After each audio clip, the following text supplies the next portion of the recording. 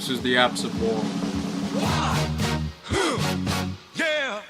What is it good for? Absolutely nothing. Yeah. What is it good for? Absolutely nothing. Say it again, y'all.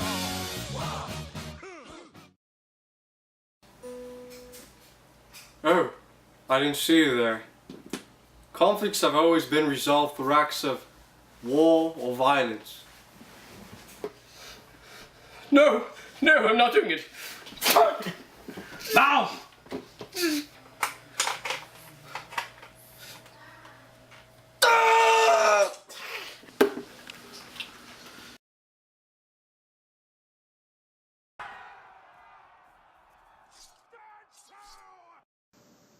One half of the people found in Nubian cemeteries have died from an act of violence.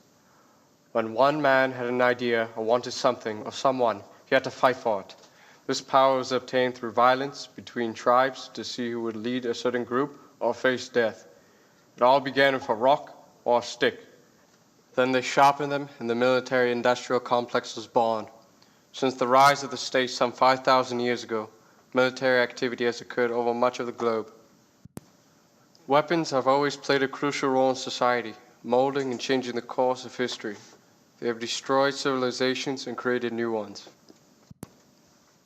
The humans discovered new natural resources beneath the Earth's surface. They at once used their newfound resources effectively and replaced the traditional clubs with maces.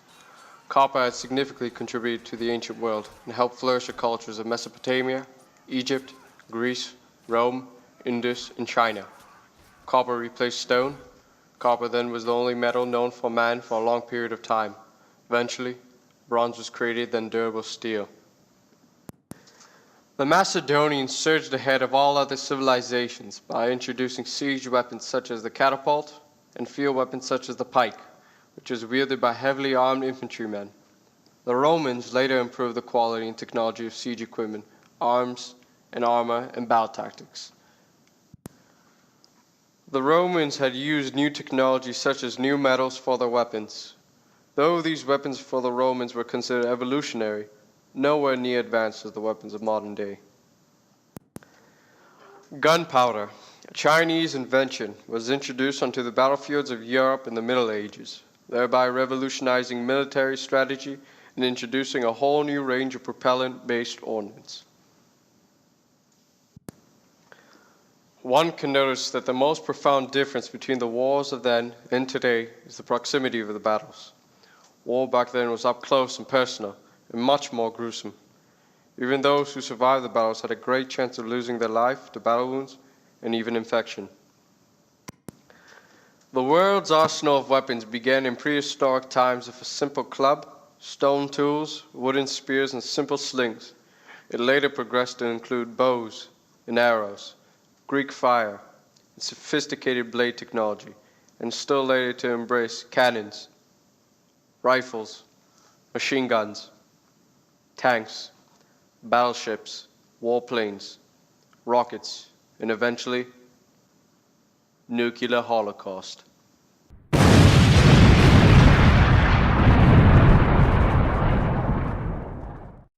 War is a great example of conflict theory, because countries clash and fight due to their opposing interests.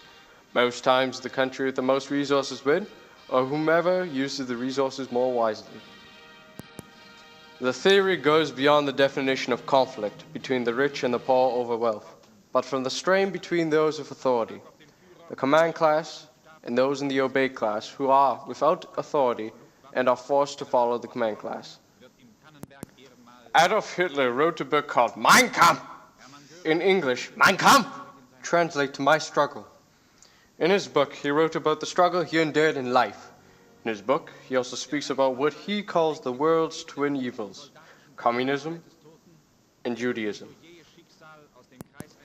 In Mein Kampf, Hitler blamed the Jews for Germany's woes and gave his insight on Jews in general. Eventually, he used his thoughts from Mein Kampf to brainwash an entire nation into exterminating every Jewish person in Europe. Hitler managed to brainwash all of Germany into his beliefs and ideas, since the people of Germany had no other option. Hitler was the voice to the German people and obtained higher authority. Citizens thought it was normal to listen to a man who was well educated, but had an ill mind for Juden. Hitler triggered the mind of every German to think that a Jew was a type of insect, a bug, that had to be removed at any means necessary. The speeches Hitler gave were so powerful that it brought people to tears. Little did the Germans know that this man was an evil-minded lunatic who had no pity for people of Jewish faith. Silence was one of the reasons why so many Jewish people were tortured and eventually exterminated. The Jews, having little to no power, were forced to listen to the Nazis, or otherwise they would be killed. It sadly ended with the same result. Although death was likely, speaking up for what is right should have been the decision from every Jewish person. The Jews were the obey class, and the Nazis were the command class, with guns. Today we can say that war is idolized in things such as video games, and some people may say that they could lead to violence in children and teenagers. Video games such as Call of Duty encourage violence, and naive children could become more prone to violence in the future. Although there has never been any actual evidence, there has been some major speculation on the matter. There was a 7-year study made by Dr. Mario Vance, which showed that children that played these types of video games has showed increased aggression rather than those who do not play video games. Here we have some footage of a child who's exposed to violent video games and one that does not. Hello, little boy. Oh, hi. I'm so glad to be here. Oh, thank you.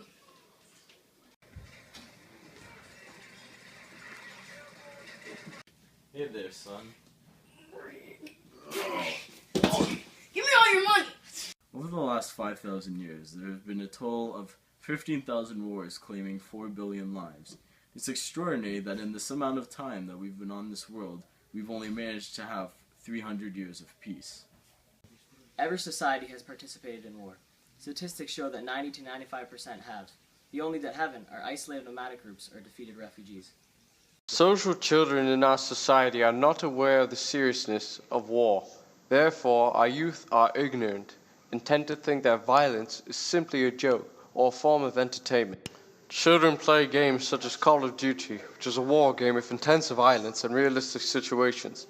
By playing these video games, children misinterpret what actually happened back in war.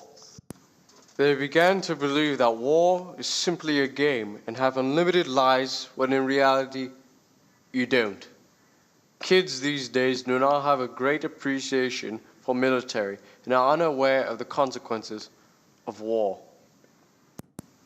We can solve this by being more strict and less lenient towards children and prevent them from repeating history of crime, shootings, and violence.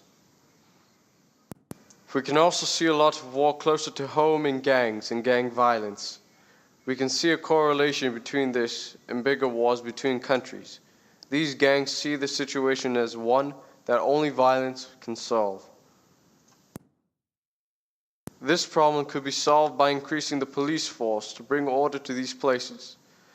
Also, there could be programs for those who need money so they are not forced to turn life into crime. In conclusion, we learn and adapt our behaviors from our surroundings.